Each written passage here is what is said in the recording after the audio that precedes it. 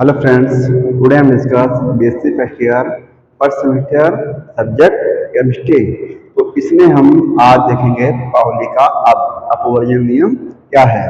तो पाउली ने जो अपवर्जन नियम दिया है उसमें इलेक्ट्रॉनों के भरने का, मतलब कि इलेक्ट्रॉन ऑर्बिटल में किस तरह भरे जाते हैं उसको उन्होंने यहाँ पर समझाया है कि किसी भी दो इलेक्ट्रॉनों के लिए चारों क्वांटम संख्याओं के मान एक समान नहीं हो सकते हैं। जैसे कि यहाँ पर हम देखते हैं कि जो पाउली का अपवर्जन नियम है तो उन्होंने क्या हुआ 1926 में ऑस्ट्रियन वैज्ञानिक पाउली ने एक महत्वपूर्ण सिद्धांत दिया जिसे पाउली का अपवर्जन नियम कहते हैं। तो यहाँ पर इसकी एक डेफिनेशन है, किसी परमाणु में कोई दो इलेक्ट्रॉनों की चारों क्वांटम संख्याओं के मान एक समान नहीं हो सकते हैं। फिर यहाँ पर यह नियम बताता है कि एक ऑर्बिटल में अधिकतम दो इलेक्ट्रॉन रह सकते हैं जब उनके चक्रण विपरीत दिशाओं में होते हैं। यदि दो इलेक्ट्रॉन एस ऑर्बिटल में उपस्थित हैं और उनके मुख्य कोश के लिए n = 1 है तब। तो कहने में मतलब ये है यहाँ पर कि ये जो है यहाँ पर कि एक ऑर्बिटल में अधिकतम दो इलेक्ट्रॉन तब ही रह सकते हैं जब इनके चक्रण विपरीत हों, एक वामावर्त और एक दक्षिणावर्त, एक क्लॉकवाइज डायरेक्शन में और एक एंटी क्लॉकवाइज डायरेक्शन में होगा तभी एक ऑर्बिटल में दो इलेक्ट्रॉन रह सकते हैं। अन्यथा अगर एक ही दो इलेक्ट्रॉन है और एक ही दिशा में है तो ये पाउली नियम के विरुद्ध होगा, तो ऐसे इलेक्ट्रॉन नहीं भरे जाएंगे। तो यहाँ पर जो हम देखेंगे कि n = 1, तो n यहाँ पर क्या है, n हमने लिया 1, तो यहाँ n है यहाँ पर मुख्य क्वांटम संख्या। तो मुख्य क्वांटम संख्या यहाँ पर 1 है और जो कि यहाँ पर हमने बताया है कि दो इलेक्ट्रॉन कहाँ भरे गए हैं, एस ऑर्बिटल में। तो एस ऑर्बिटल जब होगा क्योंकि जो हमारा एस है क्या है, एजीमुथल क्वांटम नंबर से इनको रिप्रेजेंट करते हैं, तो यहाँ पर एल बराबर क्या हो जाएगा, 0 हो जाएगा। तो उसके लिए हम देखते हैं यहाँ पर फॉर फर्स्ट इलेक्ट्रॉन, तो पहले इलेक्ट्रॉन के लिए कि जो एस ऑर्बिटल में दो इलेक्ट्रॉन भरे गए हैं उसमें जो पहला इलेक्ट्रॉन भरा गया है, जैसे कि हमने लिया n = 1, तो यहाँ पर जो हमारा L है वो क्या हो जाएगा, 0 हो जाएगा। 0 क्यों हुआ, क्योंकि S का जो ऑर्बिटल है वो इस तरह एक ऑर्बिटल बनता है जिसमें पहला इलेक्ट्रॉन ऊपर इस तरह भरा जाएगा, इसको हम बोलते हैं +½ और जब दूसरा इलेक्ट्रॉन भरा जाएगा अभी बताएंगे। जब यहाँ पर हमने कहा फॉर फर्स्ट इलेक्ट्रॉन n = 1, तो L की वैल्यू क्या हो गई, 0। यहाँ पर m क्या है, m = v, जब L की वैल्यू 0 होगी तो m की वैल्यू भी 0 होगी। और S में कितने इलेक्ट्रॉन भरा जाएगा, 1। ये जो इलेक्ट्रॉन है ऑर्बिटल में नीचे से ऊपर की ओर जा रहा है, पहला इलेक्ट्रॉन, इसको हम +1/2 लेते हैं, तो लिया हमने S = +1/2।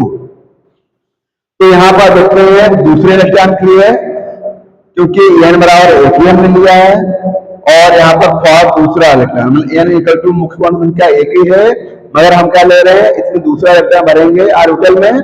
दूसरे इलेक्ट्रॉन के लिए n = 1 और L = 0, m = 0, और इसके लिए S बराबर जो आएगा -1/2, क्योंकि दूसरा इलेक्ट्रॉन यहाँ पर ऊपर से नीचे को भरा जाएगा, तो यहाँ पर 1/2 आएगा इस तरह।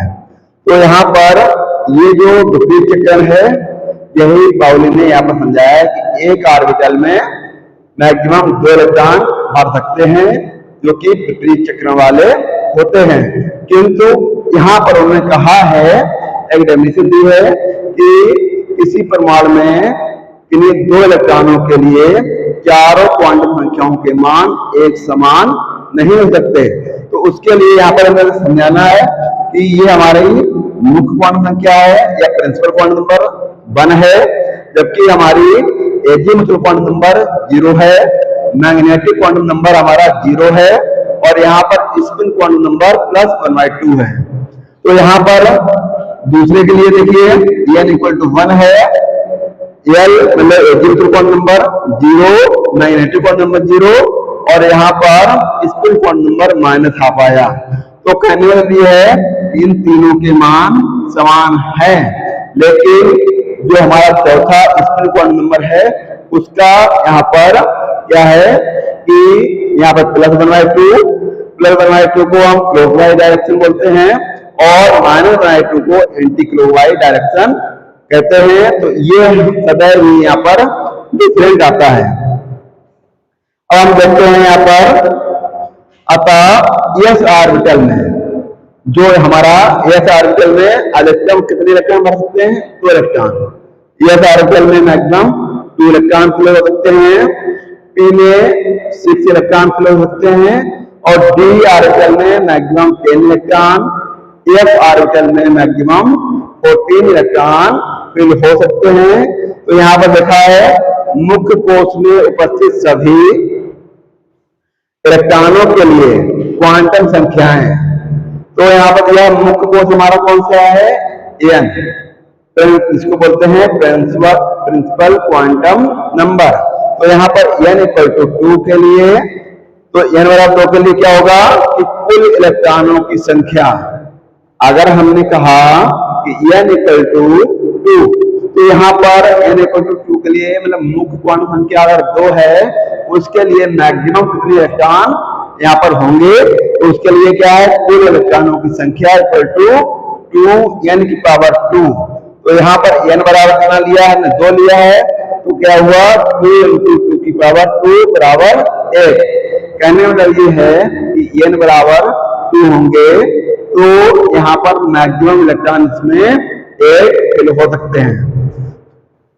जैसे कि यहाँ पर और ये जो 8 इलेक्ट्रॉन है वो कितने ऑर्बिटल में भर जाएंगे उसके लिए भी है कुल ऑर्बिटलों की संख्या क्या होती है? n²।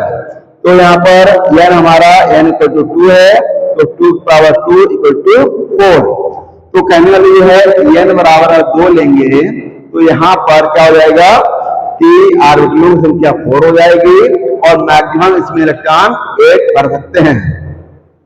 तो इस तरह जो पाउली लॉ का जो नियम है उन्होंने समझाया कि हमारा कोई भी परमाणु है उसके इन 2 इलेक्ट्रॉनों के लिए चारों क्वांटम संख्याओं के मान एक समान नहीं हो सकते हैं। अगर हम यहाँ पर n = 2 लिया है हमने तो यहाँ पर l बराबर क्या हो जाएगा? 0, 1।